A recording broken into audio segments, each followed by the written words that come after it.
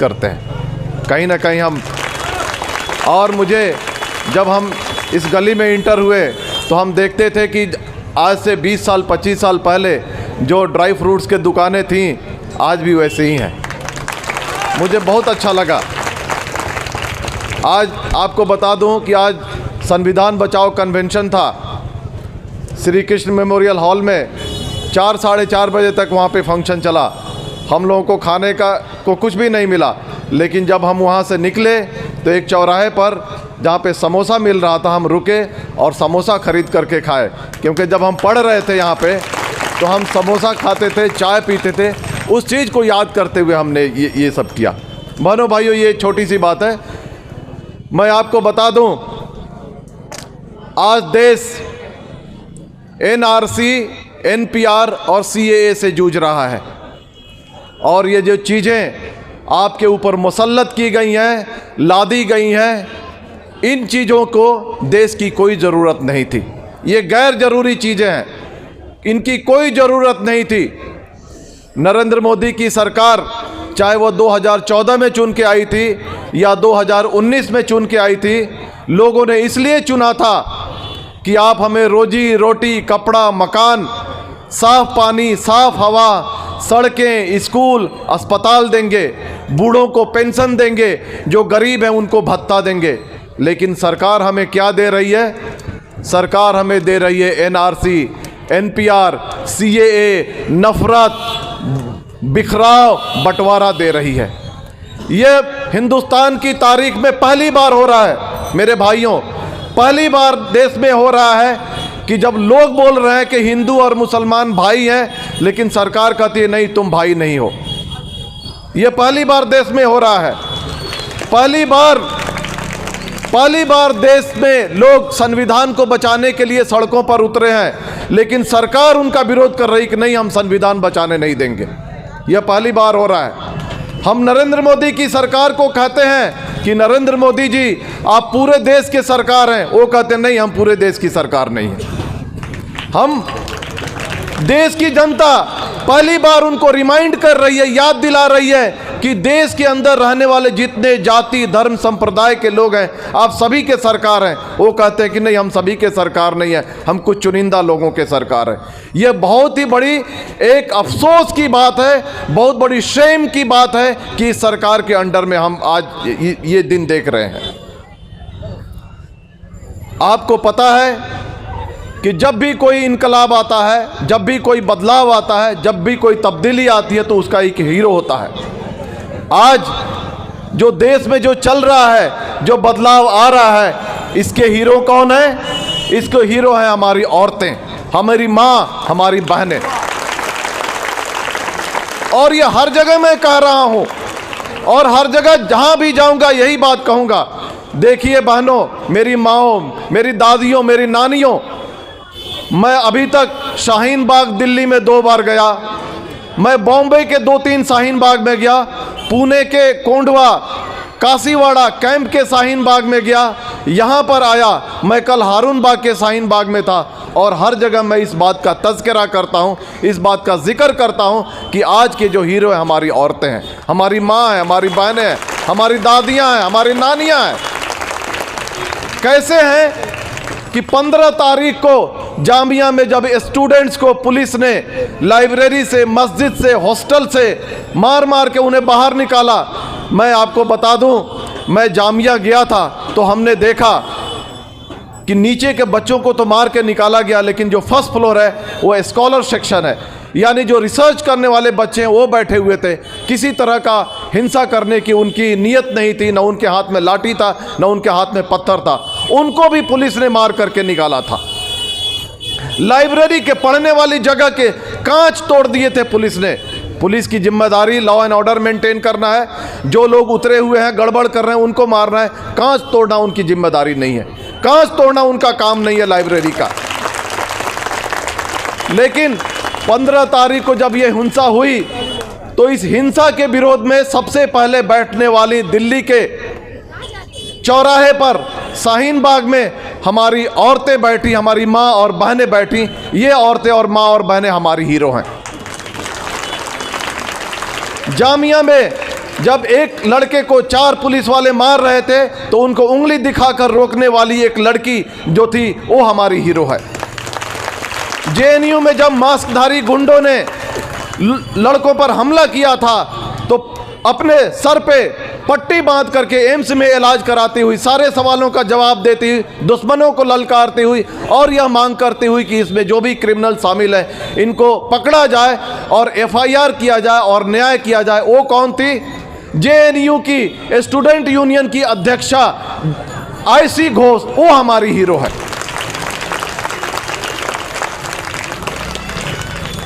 और आज हमारे प्रोटेस्ट में आपको पता है कि बहुत सारी गैर मुस्लिम महिलाएं हमारे साथ हैं। आज आपने देखा जो श्री कृष्ण मेमोरियल हॉल में एक पाठक नाम की लड़की थी, एक स्वाति नाम की लड़की थी। ये लड़कियां क्या मुस्लिम हैं? ये क्रांतिकारी लड़कियां, ये चाहती हैं कि देश में मानवता बची रहे, ये चाहती हैं कि देश में शांति बची रहे। ये हमारी हीरो हैं।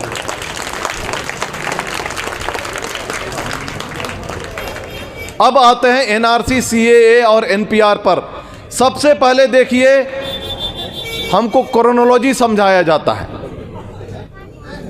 क्रोनोलॉजी समझाया जाता है, लेकिन एक हमारे ही राज्य के एक पत्रकार हैं जो बार बार कहते हैं कि क्रोनोलॉजी नहीं है, थेथरोलॉजी है।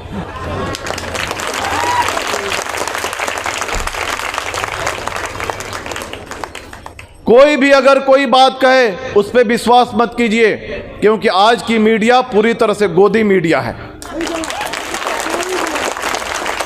आपको किन चीज़ों पर विश्वास होना चाहिए, किन चीज़ों पर यकीन होना चाहिए? सबसे पहले जाइए और अपने घर के सारे न्यूज़ चैनल को बंद कर दीजिए एक्सेप्ट एनडीटीवी। यह मैं इस मंच से बोलता हूं। और इसके अलावा Indian express, Deccan Chronicle, the wire, news click, BBC Hindi online, ये सारे ऑनलाइन चीज़ों को पढ़िए। और सारे जो हिंदी अखबार और ये सारे जो चीज़ें पढ़ते हैं आपके देश में, आपके दिमाग में जहर घोल रहे हैं, इन सारी चीज़ों को बंद कर दीजिए। देखिए, अगर कोई चीज़ बिक जाती है, सरकार उन्हें खरीद लेती है और हमारे खिलाफ हो जाती है, तो सबसे पहले हमारा कदम होना चाहिए कि उसका हम त्याग कर देंगे। क्योंकि आज हम महात्मा गांधी को लेकर के चल रहे हैं और महात्मा गांधी का यही कहना था, असहयोग आंदोलन। अगर कोई चीज हमें नापसंद है तो हम उससे असहयोग करेंगे। सत्याग्रह, हम सत्य के लिए आग्रह करेंगे, हम सच्चाई पे चलेंगे। आपको मैं यह बताना चाहता हूं कि देश में सारे कानून बनते हैं, बहुत सारी चीजें बनती हैं, लेकिन अगर हमें पसंद नहीं है तो हम उसका एहतजाज करना चाहिए, प्रोटेस्ट करना चाहिए। 2014 से ये सरकार पूरी तरह से डिस्क्रिमिनेट कर रही है, हमारे खिलाफ साजिश रच रही है। मॉब लिंचिंग हुआ, उसके बाद ट्रिपल तलाक, 370 और बहुत सारी ऐसी चीज़ें आई और हम उन सब चीज़ों को बर्दाश्त करते रहे, हम साइलेंट रहे, हम चुप रहे। लेकिन आज मैं यह कहना चाहता हूं कि अगर जिस दिन पहलू खान की हत्या हुई थी, जिस दिन अखलाक को मारा गया था दादरी में, जिस दिन जुनैद को मारा गया था, उस दिन अगर हम इस तरह से शाहीन बाग बना देते तो आज ये दिन देखने की जरूरत नहीं पड़ती। देर ही सही हम निकले हैं और इस चीज़ को जारी रखना पड़ेगा। लेकिन मेरे भाइयों, दोस्तों, प्यारे बच्चों, आपको बताना चाहता हूं, सबसे पहले तो नो साइलेंस, हमें चुप नहीं बैठना है। लेकिन एट द सेम टाइम हम जो भी काम कर रहे हैं वो डेमोक्रेटिक वे में होना चाहिए, पूरी तरह से शांतिपूर्ण तरीके के होना चाहिए, यानी नो वायलेंस। तो एक वाक्य याद रखिए, नो साइलेंस नो वायलेंस। हम चुप नहीं बैठेंगे लेकिन हिंसा नहीं करेंगे, एक बात ये याद रख करके जाइए। इसके बाद मैं आता हूं एनपीआर। आप जाकर के गूगल करिए और पढ़िए, आप पाएंगे कई लोगों ने कहा है, एक्सपर्ट्स ने कहा है, किताबें कह रही हैं, कानून कह रहे हैं कि एनपीआर जो है एनआरसी का प्रीलूड है, उसका पहला स्टेप है। अगर एनपीआर हो जाएगा तो एनआरसी लाना बहुत ही आसान हो जाएगा।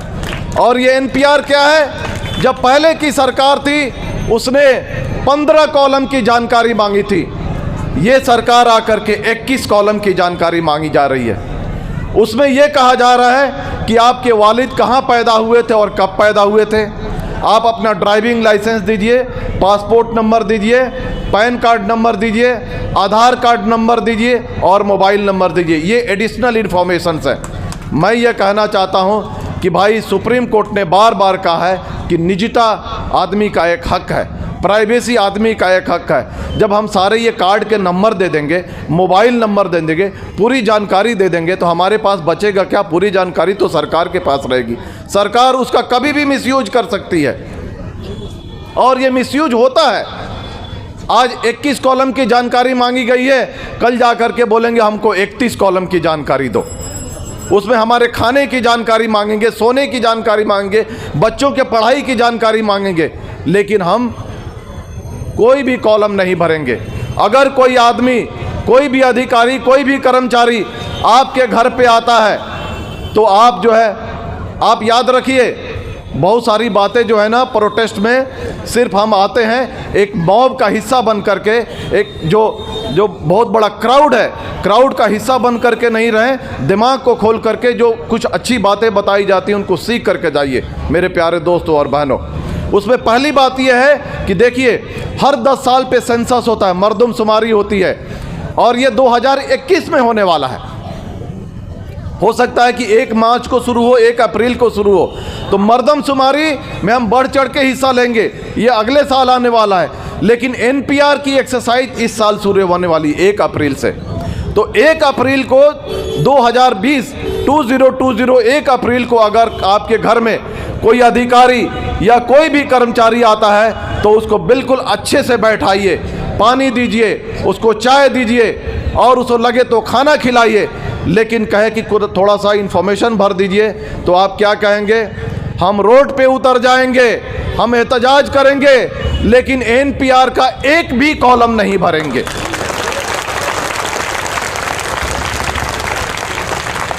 पहला कॉलम होता है क्या? पहला कॉलम होता है आपका नाम। आप बोल दीजिए कि हम नाम ही नहीं बताएंगे। देखते हैं कि ये सरकार जो 20 करोड़ जो मुसलमान हैं, 20 करोड़ जो दलित हैं, 10 करोड़ जो आदिवासी हैं, किसान हैं, मजदूर हैं, घुमंतु हैं, भीख मांगने वाले लोग हैं, एक जगह से दूसरी जगह फिरने वाले बंजारा हैं, उनसे कैसे एनपीआर का फॉर्म भरवाती है। इसके बाद आता है एनआरसी। एनआरसी आसाम में हुआ, 19 लाख लोग एनआरसी से बाहर हैं। आपको पता है ये 19 लाख लोग कौन है? यह 19 लाख लोग सिर्फ मुसलमान नहीं है। यह मैं बार बार कहता हूं कि आप जो है जाति मजहब की बात नहीं कीजिए, इंसानियत और मानवता की बात कीजिए। ये लोग कौन है? ये कौन है? ये है गरीब, मजदूर, किसान, दलित, आदिवासी और उसमें थोड़े से मुसलमान शामिल हैं। यह क्यों हुआ है? क्योंकि अमीर आदमी, पढ़ा लिखा आदमी अपना डॉक्यूमेंट कभी भी बनवा लेता है, रिश्वत दे करके बनवा लेगा। जो बाबू है, जो क्लर्क है, उनका पैर पड़ करके बनवा लेगा। लेकिन जो गरीब है, जो सुबह जाता है और शाम को कमा करके आता है, वो डॉक्यूमेंट बनवाने के लिए कहाँ जाएगा? जो कंस्ट्रक्शन में काम करने वाले मजदूर हैं वो कहाँ से डॉक्यूमेंट बनाएंगे? जो भालू नचाने वाले लोग हैं, बंदर नचाने वाले लोग हैं, वो कहाँ से डॉक्यूमेंट बनवाएंगे? जो भीख मांगने वाले लोग हैं कहाँ से डॉक्यूमेंट बनवाएंगे? जो मजदूर हैं, जो किसान हैं, कहाँ से डॉक्यूमेंट बनवाएंगे? यह 19 लाख लोग जो एनआरसी से बाहर हैं, जिनके ऊपर यह तलवार लटक रही है कि इनको देश से बाहर निकाला जाएगा या नहीं तो इनको डिटेंशन सेंटर में डाला जाएगा, ये वही लोग हैं। लेकिन एक बात मैं बता दूं, क्या तुम कागजात पूछोगे? क्या तुम कागजात पूछोगे? आज धर्म पूछते हो, कल जात पूछोगे। आज ये सरकार मजहब के नाम पे बांट रही है, कल ये सरकार जात के नाम पे बांटेगी। ये लिख करके रख लीजिए। और ये हो रहा है, क्योंकि मैं आपको बता दूं कि 2014 से जब मॉब लिंचिंग हुआ था तो मॉब लिंचिंग सिर्फ मुसलमानों का नहीं हुआ था, मॉब लिंचिंग दलितों का भी हुआ था। गुजरात के ऊना में किसका मॉब लिंचिंग हुआ था? दलितों का हुआ था। महाराष्ट्र के धुलिया डिस्ट्रिक्ट के साकरी तालुके में जो मॉब लिंचिंग हुआ था, किनका हुआ था? जो बंजारा जाति के 5 लोग जो एक गांव से दूसरे गांव भटकते हैं, भीख मांगते हैं, उनका मॉब लिंचिंग हुआ था। तो ये जो एनआरसी के नाम पे लोगों को बांटा जा रहा है, यह मत सोचिए कि ये हमारे खिलाफ है, ये 80% लोगों के खिलाफ है। और ये सरकार अमीरों को छोड़ दे, अपर कास्ट को छोड़ दे, तो 80% लोअर कास्ट लोगों से नफरत करती है। 80% गरीब, मजदूर, दलित, किसान, आदिवासी, ये सबसे नफरत करती है। क्यों? क्योंकि इनका एजेंडा कुछ और है। इनका एजेंडा है कि कैसे संविधान को रौंद दिया जाए और कैसे मनुवाद को लाया जाए, ये उनका एजेंडा है। इसीलिए ये 80% जनता के खिलाफ है।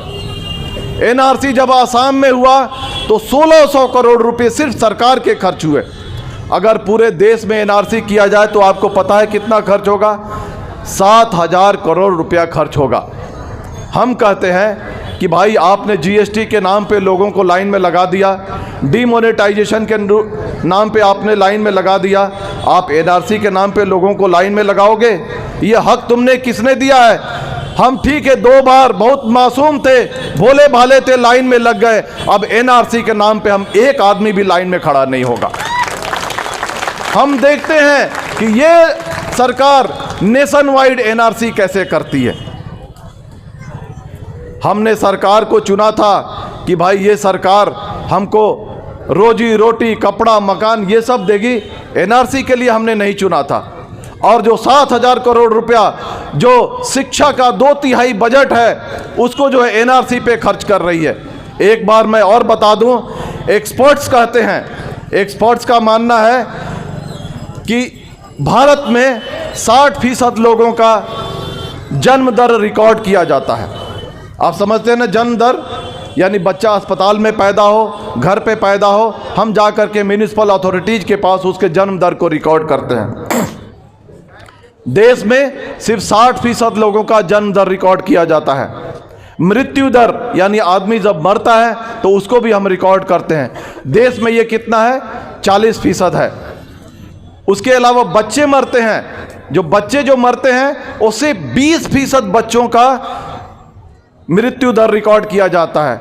यह हमारे एक्सपर्ट जो हैं, पॉपुलेशन के एक्सपर्ट जो हैं, वो कहते हैं कि जब तक ये तीनों आंकड़े 100% नहीं हो जाते, उस जगह पे एनआरसी किया नहीं जा सकता है। यानी जन्म दर 100% रिकॉर्ड होना चाहिए, मृत्यु दर 100% रिकॉर्ड होना चाहिए, बच्चों का मृत्यु दर 100% रिकॉर्ड होना चाहिए, तब जाकर के एनआरसी होगा। मैं कहना चाहता हूं सारे राज्य सरकारों से और नरेंद्र मोदी की सरकार से कि एनआरसी के करने के पहले सबसे पहले 100% तुम जो जन्म दर है, मृत्यु दर है, उसको रिकॉर्ड करो। आपको पता है 2011 का जो जनसंख्या जो सेंसस हुआ था, अभी 2021 में होने वाला है, 2011 के सेंसस के मुताबिक कितने लोग पढ़े लिखे हैं? 73% लोग पढ़े लिखे हैं और 27% लोग अनपढ़ हैं, इलिटरेट हैं। इलिटरेट का मतलब होता है कि न वो अपने नाम को पढ़ सकता है, न अपने नाम को लिख सकता है। ऐसे 27% लोग हैं। अब हमें बताइए कि 27% लोग अनपढ़ हैं और 40% लोग गरीबी रेखा के नीचे हैं, क्या इस देश में एनआरसी होगा? हम तो सबसे पहले सरकार के जितने मंत्री हैं, एमएलए और एमपी हैं, इनका घर का घेराव करके और हम वहाँ तख्तियाँ लेकर के बैठेंगे कि भाई जो 27% लोग जो अनपढ़ हैं, सबसे पहले उनको पढ़ाओ। जो 40% लोग जो गरीबी रेखा के हैं, उनको गरीबी रेखा के ऊपर लेकर के जाओ, तब जाकर के तुम एनआरसी कराना। मोरली तुमको बिल्कुल हक नहीं है कि तुम इस देश में एनआरसी कराओ, एकदम हक नहीं है, ना मोरली है ना फिजिकली है। उसके बाद से मैं बता दूं सीएए, ये सीएए पूरी तरह से एक काला कानून है, पूरी तरह से कॉन्स्टिट्यूशन के खिलाफ है। कैसे कॉन्स्टिट्यूशन के खिलाफ है? यह आर्टिकल 14, 15, 21, 25 ये सबको वायलेट करता है और ये जो बेसिक फीचर है उसको वायलेट करता है। और ऐसे ही मतलब उठे और बिना मतलब के पाकिस्तान, बांग्लादेश और अफगानिस्तान को शामिल करते हैं, बाकी देशों को छोड़ देते हैं। अरे भाई, नेपाल हमारा पड़ोसी देश है, उसको भी शामिल करो, भूटान को शामिल करो, म्यांमार को शामिल करो, श्रीलंका को शामिल करो। आपको एक और आंकड़ा बताता हूं, पूरी जानकारी याद रखिएगा और गूगल करके देखिएगा। इसी सरकार के आंकड़े के मुताबिक 31 दिसंबर 2014 तक, याद रखिए डेडलाइन, 31 दिसंबर 2014 तक इसी सरकार ने पार्लियामेंट में यह जानकारी दी है कि 2 लाख के ऊपर शरणार्थी इस देश में है। उसमें से 1 लाख से ज़्यादा शरणार्थी श्रीलंका से आए हुए हैं। आपने तो इस कानून में श्रीलंका के नाम का उल्लेख नहीं किया है। जो हमारे भाई श्रीलंका से 1 लाख शरणार्थी वहाँ के युद्ध से प्रभावित होकर के हमारे ज़मीन पर आए हुए हैं, क्या आप उनको नागरिकता नहीं देंगे?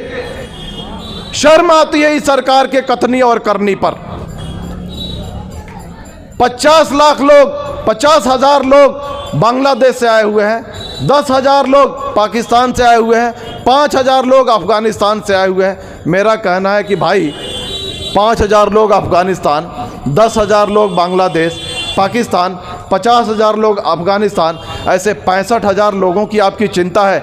जो 1 लाख जो श्रीलंका के लोग आए हुए हैं, क्या उनकी चिंता नहीं है? आप बिहार के रहने वाले हैं, आपको यह महसूस होता है, आपको पता होगा कि बिहार के लोग, उत्तर प्रदेश के लोग जा कर के नेपाल में बसे हुए हैं, वहाँ पे उनको नागरिकता दी गई है। उनको क्या कहा जाता है? मधेसी। उनको मधेसी कहा जाता है। और जब भी वहाँ पे किसी तरह का कुछ समस्या आती है, प्रॉब्लम होता है, तो वहाँ की सरकार उन पे कुछ ना कुछ गलत काम करती है और बेचारे भाग करके आते हैं। उनको नागरिकता है वहाँ पर, लेकिन सरकार के गलत कामों की वजह से वो भाग करके आते हैं। मेरा सवाल गृह मंत्री जी से है, क्या आप उनको नागरिकता नहीं देंगे? सुप्रीम कोर्ट ये बार बार कहता है कि आर्बिट्रेरली, बिना किसी बेसिस के अगर कोई कानून बनता है तो गैर कानूनी है। कैसे ये गैर कानूनी है? भाई, आप पूरे मजहबों को शामिल करते हैं, एक को नहीं शामिल करते हैं। 3 देश को शामिल करते हैं, कुछ देशों को शामिल नहीं करते हैं। और सुप्रीम कोर्ट से मुझे पूरा यकीन है कि इस काले कानून को सुप्रीम कोर्ट पूरी तरह से खारिज कर देगी। और अगर सुप्रीम कोर्ट नहीं खारिज करेगी तो इस देश की जनता इसको खारिज करेगी सड़कों पर उतर करके, क्योंकि देश की जनता लोकतंत्र में सुप्रीम है। वही सरकारों को चुनती है, वही सरकारें बनाती है, और अगर कोई कानून उन्हें पसंद नहीं है तो उनको ख़त्म करती है। ये जनता का काम है। तो ये हुआ सीएए। एक बात और मैं बता दूं कि आप देख रहे हैं कि जो शाहीन बाग है दिल्ली में, कैसे शाहीन बाग को ख़त्म कर दिया जाए, सरकार उस पर लगी हुई है। कैसे वहाँ के जो लोग हैं उनको बदनाम किया जाए, कैसे पुलिस का क्रैकडाउन करके उसको ख़त्म किया जाए, ये उस पर लगी हुई है। लेकिन हम कहना चाहते हैं कि ये जो प्रोटेस्ट जो निकला है, यह धीरे धीरे फैल रहा है। और ये जो भारत के जो 80% आबादी है, ये जब 80% आबादी जब सड़कों पर आ जाएगी, ये कानून अपने आप ख़त्म हो जाएगा।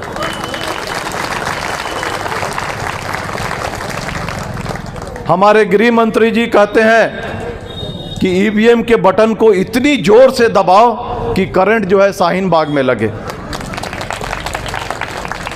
सबसे पहले तो आपको बता दें कि ईवीएम की बैटरी इतनी कमज़ोर होती है कि उसके कोई शॉक नहीं लगता है।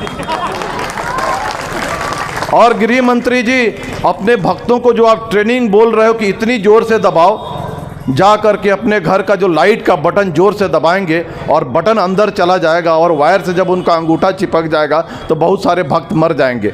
ये गलत ट्रेनिंग मत दो। भले ही वो भक्त हैं, लेकिन वो हमारे भाई हैं। कुछ कहना चाहते हैं? भले ही वो भक्त हैं, भले ही वो रास्ते से भटके हुए हैं, लेकिन वो हमारे भाई हैं, हमारे देश के नागरिक हैं। उनको गलत ट्रेनिंग मत दो, गलत ट्रेनिंग मत दो, बहुत सारे लोगों की जान चली जाएगी। तो ये एक छोटी सी बात है ये। लेकिन मैं कहना चाहता हूँ कि इतने दिन हो गए शाहीन बाग को तो बदनाम करने की कोशिश की जा रही है। लेकिन शाहीन बाग में जो हमारी दादियाँ, हमारी नानियाँ, हमारी माँ और हमारी चाचियाँ जो बैठी हुई हैं, उनसे सरकार राब्ता नहीं कायम कर रही है। यह किसी भी डेमोक्रेटिक सरकार में यह संभव नहीं है। सरकारों का यह काम है कि जब जनता सड़क पे आती है तो सरकार उनसे बात करे। नरेंद्र मोदी जी ने कुछ दिन पहले कहा था कि हमारे जो छात्र हैं उनको आंदोलन नहीं करना चाहिए, उनको हमसे बात करनी चाहिए। अरे भाई, आपने बात करने के लिए किसको डिप्यूट किया है? आपने किसी को रिप्रेजेंटेटिव बना करके भेजा है? शाहीन बाग में हमारी जो माँ बहनें बैठी हुई हैं, आपके यहाँ तो बहुत सारी जो महिला मंत्री हैं, क्या आपने उनको भेजा रिप्रेजेंटेटिव बना करके कि जाओ और हमारी माँ बहनों से पूछो कि उनको क्या तकलीफ़ है, क्या तकलीफ़ है कि इतने ठंड में वो बैठी हुई हैं? लेकिन ये सरकार, हठधर्मी वाली सरकार, जिसको मानवता की परवाह नहीं है, जिसको बिल्कुल किसी भी तरह के जो पारिवारिक जो दुख तकलीफ जो हम देखते हैं कि परिवार में कि बच्चों से कैसे प्यार करना, हमारे जो बड़े हैं उनका कैसे आदर करना, इस सरकार को नहीं आता है। क्यों? क्योंकि इन सरकार वो जो चला रहे हैं उनके पास से कोई फैमिली और कोई परिवार नहीं है। आप अभी तक तो सरकार ने हमसे बात नहीं किया है। हमको इस आंदोलन को जारी रखना है। अभी दिन और हफ्ते हुए हैं, अभी महीने और साल बचे हुए हैं। बताओ भाइयों, आप आंदोलन करने के लिए तैयार हैं? हम महीनों आंदोलन करेंगे, हम वर्षों आंदोलन करेंगे, लेकिन हम संविधान को बचा करके रहेंगे। ये ट्रिपल तलाक, ये 370 ये नहीं है, ये है संविधान बचाने की लड़ाई है, और ये लंबी चढ़ने वाली है। और लंबी लड़ाई के लिए हम तैयार हैं। और लंबी लड़ाई के लिए तैयार रहने के लिए सबसे पहला क्या है कि हमारे हेल्थ अच्छा होना चाहिए, हम अपने हेल्थ को मेंटेन करें। और दूसरी बात, इस लड़ाई को अगर जारी रखना है तो मैंने गाड़ी में भी कहा था, हमारे जो साथी आए थे, सबसे पहले यह एक एग्जिस्टेंशियल क्राइसिस है, ये हमारे वजूद पे खतरा है, हमारा जो भारतीय होने का एक जो है उस पे प्रश्न चिन्ह है। इसको बचाने के लिए हमें लड़ाई लड़नी है। इसके लिए सबसे पहले जो हमारा जो आंदोलन है, इसको सेकुलर और डेमोक्रेटिक बना करके रखना है। इस मंच से आकर के कोई भी आदमी धार्मिक नारे नहीं लगाएगा। सबसे पहला काम नोट करके ये रख लीजिए। दूसरा काम, यहाँ से दुआ और नमाज नहीं पढ़ी जाएगी। हम घर पे जा कर के हम पूरी नमाज पढ़ें, कसरत के साथ पढ़ें, दुआ मांगे अल्लाह पाक से गिड़गिड़ा करके, लेकिन इस मंच से नहीं। इस मंच पे हम किसको बुलाएं? दलितों को बुलाएं, आदिवासियों को बुलाएं, क्रांतिकारियों को बुलाएं और अच्छे लोगों को बुलाएं, जो नॉन मुस्लिम्स जो हमारे जो रहनुमा हैं उनको बुलाएं, और जो क्रांतिकारी जो गीत लिखते हैं उनको बुलाएं, उनको शामिल करें और उनको बताएं कि ये जो NRC, NPR और CAA है, ये सिर्फ मुसलमानों के खिलाफ नहीं है, ये 80% जो जनता है उनके खिलाफ है। और जिस दिन यह आंदोलन आपसे निकल करके उन तक जाएगी, उसी दिन आप कामयाब होंगे। एक बात और मैं बता दूं कि जहां जहां आंदोलन हो रहा है, देखिए मेरे दोस्तों, मेरे भाइयों, जब भी आंदोलन होता है तो उसके लिए पैसे की ज़रूरत होती है। हमारे पास कोई फॉरेन फंडिंग नहीं है। हम जो है ना किसी अडानी अंबानी से हम चंदे नहीं लेते हैं, हम खुद उसमें कंट्रीब्यूट करके चलेंगे। कल मैंने एक जगह देखा था, हारून नगर है या बाग है, हारून नगर में मैंने देखा था कि डोनेशन बॉक्स रखा हुआ है। आपको पता है कि हम ज़कात निकालते हैं, ज़कात निकालने के बाद 8 जगहों पर हम ज़कात का पैसा खर्च कर सकते हैं। आप किसी मौलवी मौलाना से पूछिए, गूगल करके देखिए, 8 जगहों पर हम पैसा खर्च कर सकते हैं। उसमें एक जगह यह भी निकल करके आएगा, हमारे वजूद पे जो खतरा है उसके लिए हम खर्च कर सकते हैं। तो ज़कात का पैसा ला करके आप डोनेशन बॉक्स में डालिए। हमारी इस्लामिक तरीका है कि जब भी हम घर से बाहर निकलते हैं तो हम सदका निकालते हैं, जान का सदका, 10 रुपया, 20 रुपया, 50 रुपया। तो हम जब यहाँ पे प्रोटेस्ट में आते हैं तो ये भी, इसका भी हम सदका निकालें और सदका निकाल करके आकर के डोनेशन बॉक्स में डालें। ये हमारे जान का सदका होगा। और ऐसे ही जो है इनकलाबी ये सारी चीज़ें चलेंगी। और ऐसे ही हम लॉन्ग फाइट के लिए तैयार होंगे। और इस चीज़ को बाकी लोगों को जब तक हम एजुकेट नहीं करेंगे तब तक हम सफल नहीं होंगे। 1 2 3 और मैं बोलूँगा, सबसे पहले कुर्बानी देने के लिए तैयार हो जाइए, चाहे वो वक्त की कुर्बानी हो, चाहे वो पैसे की कुर्बानी हो, यह ज़्यादा पढ़ लिख करके दूसरों को एजुकेट करने की कुर्बानी हो, यह हमें सीखना पड़ेगा, तब जा कर के यह आंदोलन कामयाब होगा। और हमें पूरी उम्मीद है, ये भारत सदियों से यहाँ के लोग, हिंदू मुसलमान सिख ईसाई सदियों से एक साथ रहते आए हैं और सदियों तक रहेंगे। ये जो बीच में जो ब्लैक पैच आया है, यह एक दिन दूर हो जाएगा।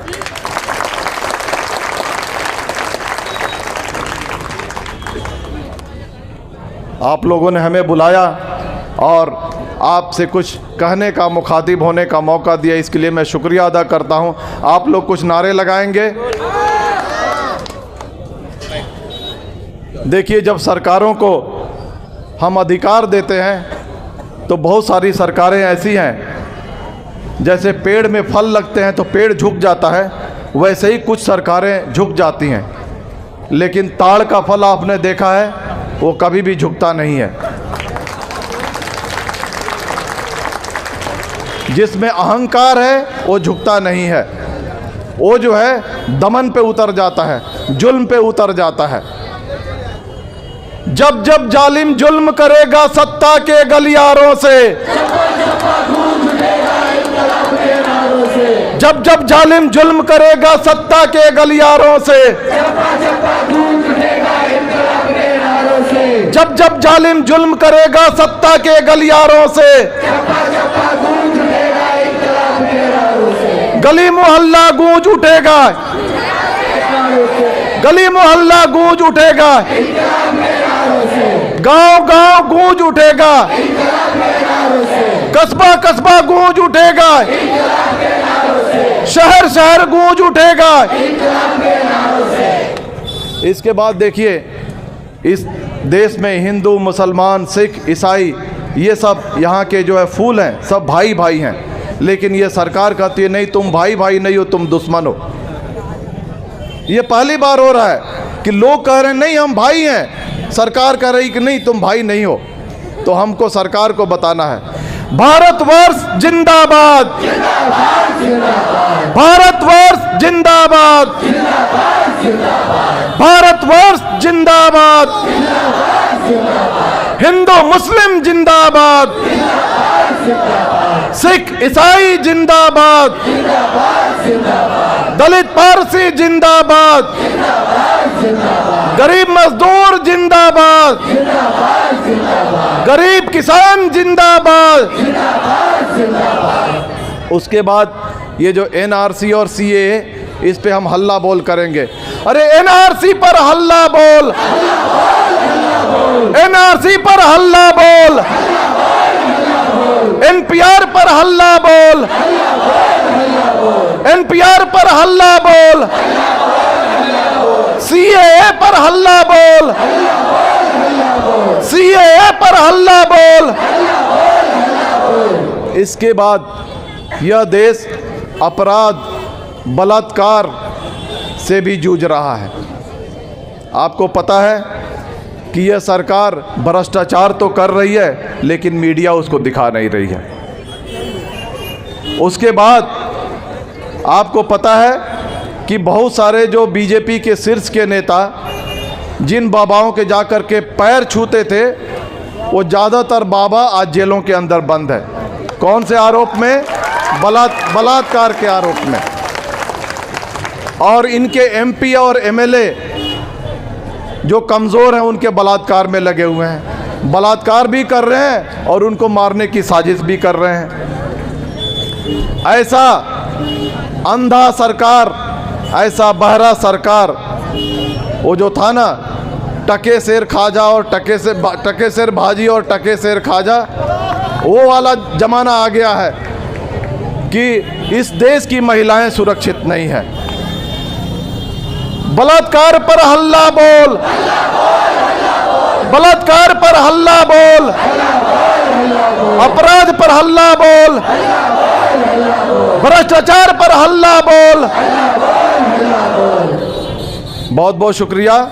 सिर्फ हम देश और संविधान का जयकार मनाएंगे और उसके बाद हम विदा लेंगे। भारतवर्ष जिंदाबाद, भारतवर्ष जिंदाबाद, संविधान जिंदाबाद, संविधान जिंदाबाद, डॉक्टर अंबेडकर जिंदाबाद, डॉक्टर अंबेडकर जिंदाबाद, महात्मा गांधी जिंदाबाद, महात्मा गांधी जिंदाबाद, भारतवर्ष जिंदाबाद। बहुत बहुत शुक्रिया। मिलर टाइम्स की वीडियोस देखने के लिए यहाँ क्लिक करके सब्सक्राइब करें और हाँ, बेल आइकन जरूर दबाएं। अगर फेसबुक पर देख रहे हैं तो पेज लाइक करें। ताज़ा तरीन खबरों और मज़ामीन के लिए विजिट करें हमारी वेबसाइट www.millertimes.com। हमारी ये वेबसाइट उर्दू, हिंदी, इंग्लिश तीनों लैंग्वेज में मौजूद है।